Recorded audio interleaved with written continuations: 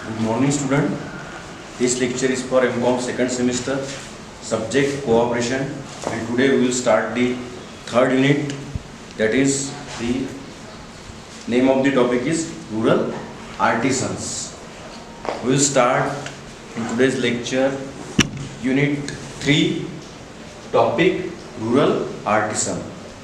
So who is rural artisans?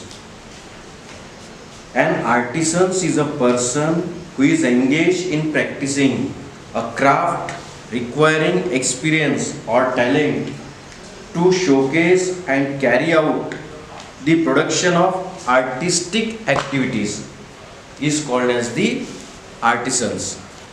Or he lives in rural places, that's why he is called as the rural artisans. Means artistic या artist जिसको बोलेंगे, for example carpenter, sculpture जो मूर्तियाँ बनाता है वो चाहे फिर मिट्टी से बनाता होगा, मेटल से बनाता होगा या और किसी चीज़ से बनाता होगा, या फिर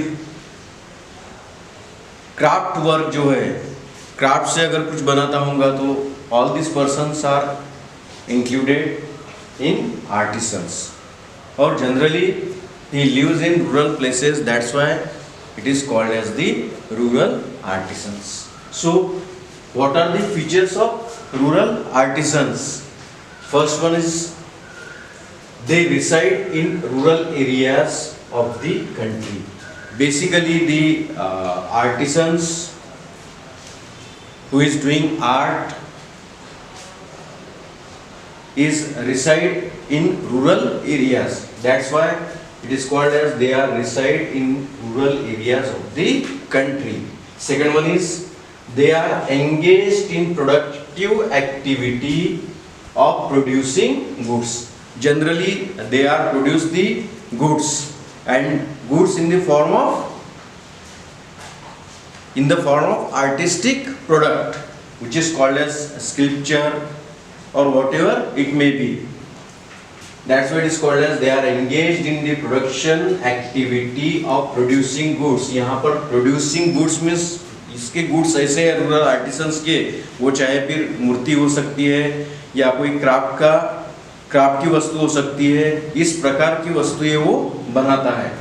third one is the products manufactured by them may or may not be functional. Then they are one who have acquired a skill associated with production of particular commodity.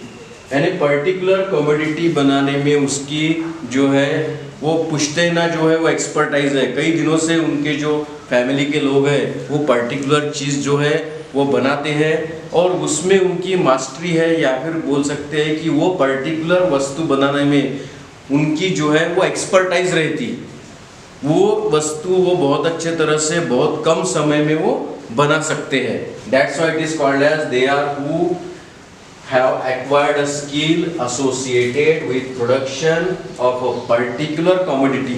लेकिन वो पर्टिकुलर वस्तु छोड़ के वो दूसरी वस्तु उतनी अच्छी तरह से नहीं बना सकते. अगर मिट्टी से कोई मूर्ति बनाता होगा तो जरूरी नहीं है कि उसको मेटल से भी उतनी अच्छी मूर्ति बनाते आएंगी, या जो मेटल से बनाता होगा तो ये जरूरी नहीं है कि उसको मिट्टी से भी उतनी ही अच्छी वस्तु बनाते आएंगी. एक पर्टिकुलर चीज़ में उनकी एक्सपर्टाइज रहती है और कई सालों से उनकी फैमिली जो है वो बिजनेस करते आती है. Number 5, their work is labour oriented in nature. और उनका वर्क जो है वो लेबर ओरिएंटेड रहता है. अगर मिट्टी से अगर मूर्तियाँ बनाना है तो शुरुआत से लेके आखिरी तक के उनका जो है वो लेबर वर्क रहता है. Then number 6, work of rural artisans is usually practice in cottage and handicraft industries. और उनका जो वर्क है वो जनरली रिलेटेड होता है, एक तो कॉटेज इंडस्ट्री से वो रिलेटेड रहता है या फिर हैंडीक्राफ्ट इंडस्ट्रीज से उनका वर्क जो है वो रिलेटेड रहता है. Number 7, capital requirement for rural artisan is low. अब ये सब चीजें बनाने के लिए उनको जो कैपिटल चाहिए वो कैपिटल की रिक्वायरमेंट बहुत ही कम होती है। अगर कोई पर्सन अगर मट्टी से अगर मूर्तियाँ बनाता है तो वो सब चीज़ें करने के लिए, वो मूर्तियाँ बनाने के लिए जो कैपिटल की रिक्वायरमेंट है वो रिक्वायरमेंट उनकी बहुत ही कम होती है। Then they exist in informal sector mostly, वो जो है वो जनरली इनफॉर्मल सेक्टर से रिलेटेड होते हैं। And number 9, they usually live in clusters, उनका रहना जो है वो अलग अलग क्लस्टर्स में होता है। क्लस्टर मीन्स ग्रुप, अलग अलग ग्रुप में वो रहते हैं। That's why it is called as they are usually live in cluster, अलग अलग उनके ग्रुप्स होते हैं और जनरली वो क्लस्टर फॉर्म में ही रहते हैं। तो these are the features of rural artisans. Here we will discuss the problems and challenges of rural artisans. What are the challenges or problem faced by the rural artisans? There are numbers of challenges or problem faced by the rural artisans. We will discuss a few important problems in this lecture. So first one is the application of traditional technology. That is the most important problem faced by the rural artisans. Their technology is not upgraded. They are traditionally work in that particular way by less using the technology. ये सबसे rural artisans का problem है सबसे बड़ा, कि वो पुश्तैना जिस तरह से अपना काम कर रहा है उसी तरह से आज भी वो उसी प्रकार से काम कर रहा है। They are not using the latest and upgraded technology. अब ये हो सकता है कि उसको मालूम ही नहीं है कि इसके लिए कौन सी टेक्नोलॉजी या कौन से इंस्ट्रूमेंट का इस्तेमाल करके वो बहुत अच्छी तरह से बना सकता है, या दूसरा ये भी हो सकता है कि उसको मालूम है लेकिन उसके पास में फाइनेंस अवेलेबल नहीं है करके वो जो लेटेस्ट टेक्नोलॉजी या अपग्रेडेशन ऑफ स्किल वो नहीं कर सकता। ये उसके रीज़न हो सकते हैं, रीज़न चाहे कुछ भी हो, लेकिन वो क्या कर रहा है, एप्लीकेशन ऑफ ट्रेडिशनल टेक्नोलॉजी। तो ट्रेडिशनल टेक्नोलॉजी, जो ट्रेडिशनल वर्क जो है जिस प्रकार से चलता आ रहा है उसी प्रकार से वो कैरी फॉरवर्ड कर रहा है। They are not using the latest technology, latest instrument. Number 2, lack of skill upgradation. अब कौन सा भी काम है, अगर वो मूर्ति बनाने का भी है या क्राफ्ट का भी है, तो यहाँ पर कई सारे ट्रेनिंग इंस्टीट्यूट है जो इस प्रकार का ट्रेनिंग देते हैं ताकि जो पर्सन है वो अपने स्किल को अपग्रेड करे और कम से कम समय में ज़्यादा से ज़्यादा अपना काम कर सके। लेकिन ये जो ट्रेडिशनल जो आर्टिसंस है वो आर्टिसंस अभी भी ट्रेडिशनल तरीके से ही वर्क कर रहा है, उसमें कुछ भी स्किल अपग्रेडेशन के लिए उसने अभी भी कुछ भी नहीं किया है। ये भी एक प्रॉब्लम है। Number 3, problem of indebtedness and deferred payment. यानी कई बार जो है आर्टिसंस रिक्वायर्ड फाइनेंस और money for doing there particular work, but the finance is not available. जहाँ से भी वो फाइनेंस अवेलेबल होता है, वो चाहे लैंडलॉर्ड हो या और कोई हो, उससे वो फाइनेंस लेता है, लेकिन फाइनेंस लेने के बाद में ही is not able to pay that particular amount.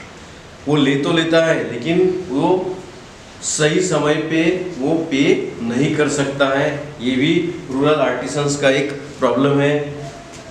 Then number 4, migration to other nature of work. ये भी इंपॉर्टेंट है, migration to other nature of work. जो भी आर्टिसंस है वो आर्टिसंस पूरे 12 महीने उसका एक ही काम नहीं करते रहता है, क्योंकि वो जो भी चीज़ बनाता है वो पर्टिकुलर सीजनल होती है या फिर कुछ महीने के लिए होती है, 4 महीने, 8 महीने, 10 महीने, पूरे 12 महीने तक वो पर्टिकुलर उसी काम पे डिपेंड नहीं रह सकता। That's why he is migrated to other nature of work which is available in their livelihood. उसको जो भी काम दूसरा मिलता है अपार्ट फ्रॉम दिस वर्क, ये तो वर्क उसका है ही, लेकिन ये 12 महीने उसको काम नहीं मिल सकता, 12 महीने वो इसके भरोसे नहीं रह सकता। इसलिए whatever the work is available in their particular place, they can accept that particular work in the remaining month. तो ये एक इम्पॉर्टेंट प्रॉब्लम है कि वो साल भर जो है वो उसी के बेस पे नहीं रह सकता जो एक्चुअल उसकी जो एक्सपर्टाइज है उसमें। That's why he is migrated to other nature of work. Then number 5, poor physical condition at work place. जहाँ पे जो आर्टिसंस काम करता है तो वो वर्क प्लेस जो है वो इतना कंफर्टेबल नहीं होता जितना कंफर्टेबल चाहिए। अगर वो पर्टिकुलर जो चीज़ बनानी है, अच्छी बनानी है, तो उसके लिए एक एनवायरनमेंट की ज़रूरत होती है। इलेक्ट्रिसिटी से लेके, फैक्ट्री से लेके या वर्कशॉप का एक सेटअप चाहिए। वो सेटअप जो है वो रूरल आर्टिसंस के पास में नहीं रहता है। बहुत कम जगह में वो अपना काम करता है और बिना इंस्ट्रूमेंट से, ट्रेडिशनल उसके पास जो भी इंस्ट्रूमेंट है उसी से वो काम करता है। That's why it is called as poor physical condition at work place. Then number 7, inadequate institutional finance. अब कुछ भी इंस्टीट्यूशनल फाइनेंस जो है वो ऐसे रूरल आर्टिसंस को अवेलेबल नहीं होता है, इसलिए कोई ज़मींदार या फिर और कोई मनी लेंडर जो है इनके पास से ही ये रूरल आर्टिसंस को जो है वो पैसा लेना पड़ता है, फाइनेंस करवाना पड़ता है, क्योंकि इंस्टीट्यूशनल सपोर्ट जो है वो रूरल आर्टिसंस को अवेलेबल नहीं होता है। Then number 8, illiteracy and poverty. ये सबसे इम्पोर्टेंट है। जितने भी रूरल आर्टिसंस है उसमें इलिटरेसी एक प्रॉब्लम है और दूसरा जो है पॉवर्टी। इलिटरेसी और पॉवर्टी दोनों रहने की वजह से उसका जो ट्रेडिशनल काम है वो उसी तरह से पिछले 100 साल से या उसके भी पहले से वो करते आ रहे हैं, उसमें कुछ भी अपग्रेडेशन नहीं है। अगर लिटरेसी रहती थी और पॉवर्टी कम रहती थी तो एटलीस्ट वो इतना सोच पाता था कि उसके काम को और अच्छे से किस तरह कर सकता है। लेकिन इलिटरेट रहने की वजह से और पॉवर्टी रहने की वजह से उसके पास इतना समय ही नहीं रहता, वो सोच नहीं पाता है कि वो ये पर्टिकुलर काम जो है वो अच्छे इंस्ट्रूमेंट के साथ बहुत बड़े पैमाने पर कर सकता है। कई बार ऐसा होता है कि जो मीडिएटर होता है वो मीडिएटर इनके पास से जो है बहुत कम दाम में जो है वस्तुएं लेते हैं और उधर बहुत बड़े दाम में बेचते हैं, क्योंकि ये पर्टिकुलर आर्टिसंस को इसका मार्केट कहाँ पर है ये पता नहीं होता, उसकी वजह से।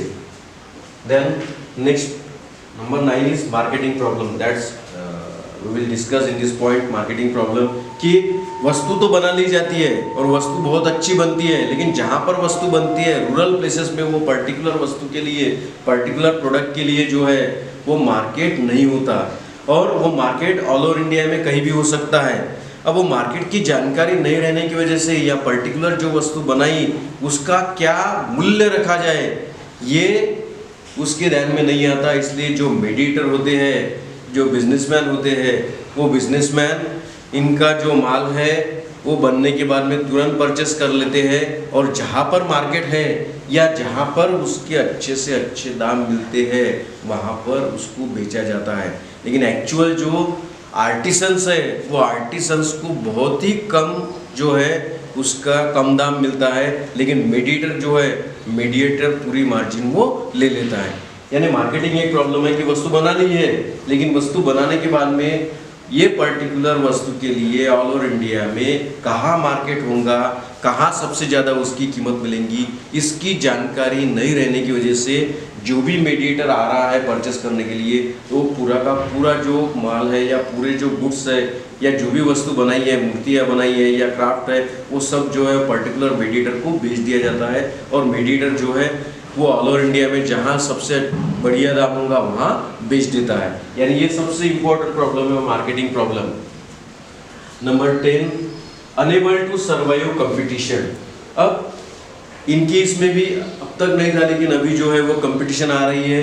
कई सारे जो है वो वर्कशॉप या बड़ी बड़ी कंपनियां चल रही है जो लेटेस्ट टेक्नोलॉजी, लेटेस्ट इंस्ट्रूमेंट की सहायता से जो वो आर्टिसंस वो पर्टिकुलर चीज़ को 10-10 दिन लगा सकता है, 1-1 महीना लगता है, वो एक ही दिन में बना लेते हैं। और लेटेस्ट इंस्ट्रूमेंट और टेक्नोलॉजी की वजह से जो मूर्तियाँ या और भी क्राफ्टिंग वर्क है वो बहुत अच्छी तरह होता है। उनके पास में पॉलिशिंग के लिए मशीनरीज होती है।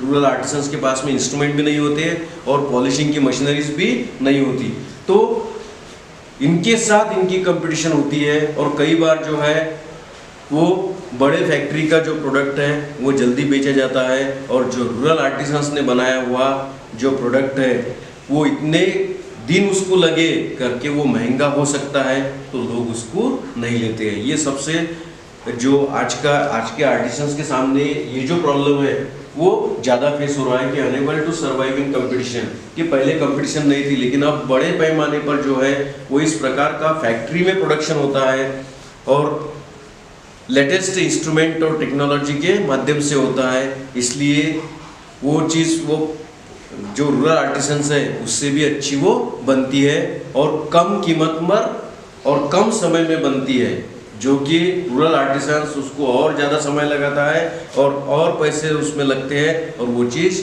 महंगी होती है। ये एक प्रॉब्लम है कि unable to survive in competition. उसके बाद में इनएडिक्वेट इंफ्रास्ट्रक्चर, जो भी रूरल आर्टिसंस काम करता है उसके लिए एक पर्टिकुलर इंफ्रास्ट्रक्चर की ज़रूरत होती है। इंस्ट्रूमेंट है, टेक्नोलॉजी है, लाइट है, लेकिन ये सभी जो है एक प्रॉपर वर्क प्लेस है, तो ये सभी जो इंफ्रास्ट्रक्चर है ये इंफ्रास्ट्रक्चर रूरल आर्टिसंस के पास में अवेलेबल नहीं होता है, इसलिए उतनी क्वालिटी वो नहीं दे सकता है। उसके बाद में नंबर 12 डिसअपीयरिंग आर्ट। अब जो भी कुछ आर्टिसंस बना रहे हैं, कई सारे आर्टिसंस ऐसे प्रोडक्ट बनाते हैं वो आज के डेट में जो है वो नई नई चीज़ें आ रही है, टेक्नोलॉजी के माध्यम से आ रही है, कई चीज़ें जो है इंपोर्ट हो रही है। इसकी वजह से जो ट्रेडिशनल आर्ट है वो डिसअपीयर हो रहा है। मतलब यहाँ के ही लोग बाहर की बनी हुई वस्तु या इंपोर्टेड वस्तु ले रहे हैं और यहाँ जो देश में बनने वाली वस्तु है जो कई साल से बन रही है उसको नहीं ले रहे हैं। इसकी वजह से जो रूरल आर्टिसंस है वो रूरल आर्टिसंस खुद ही वो वस्तु बनाना धीरे धीरे बंद कर रहा है। मतलब इसका मतलब ये है कि वो वस्तु डिसअपीयर हो रही है। मार्केट में वो आगे दिखेंगी कि नहीं दिखेंगी इसकी गारंटी नहीं है, क्योंकि लोग अगर वो चीज़ नहीं लेंगे तो आर्टिसंस इतने मेहनत से अपने पैसे लगा के वो चीज़ नहीं बनाएगा। तो these are the problems faced by the rural artisans in India. There are numbers of problems faced by the rural artisans, but we will discuss a few problems in this lecture. What are the problems faced by the rural artisans? तो आज के lecture के लिए हम इतना ही, बाकी next lecture में continue करते हैं। Thank you.